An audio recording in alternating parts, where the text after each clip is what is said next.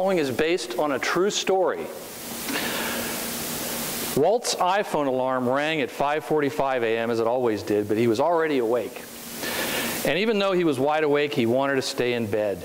He didn't want to go to work again. There was a time when he looked forward to going to work, but he was starting to dread it. Things were not going well there. He was beginning to wish he could run away from it all. He was feeling like a colossal failure.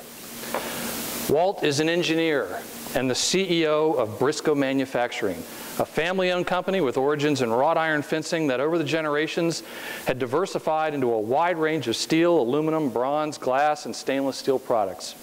Walt's great-grandfather started the business. The company sells some products directly through a sales team and others through distributors.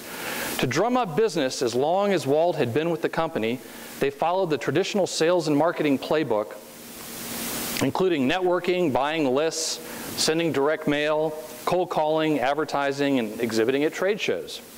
Then, when customers were researching a purchase, one of the first things they'd do is call a Briscoe Manufacturing sales rep to get information. And then things just seemed to change for the worse. A couple of years ago, sales began to slip. The customers weren't calling as much to get information from their sales reps, and when they did call, it was mainly to negotiate a lower price.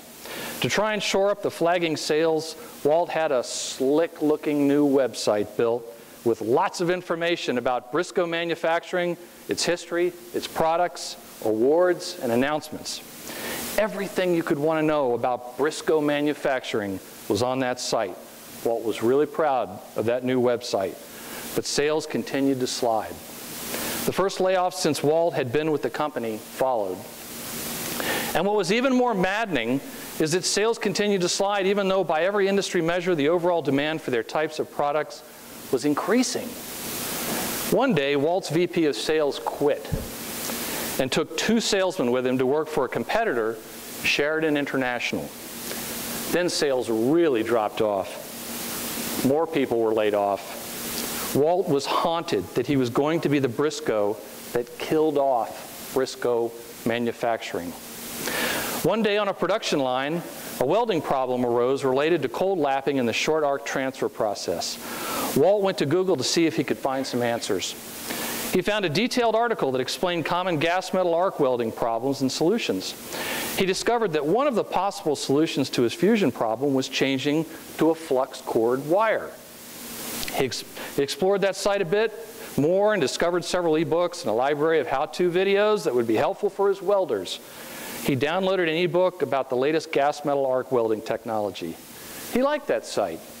He started visiting it regularly to get answers to welding-related questions. He downloaded some more ebooks, a tip sheet, and a buying guide. The site belonged to Williams Welding Equipment and Supply.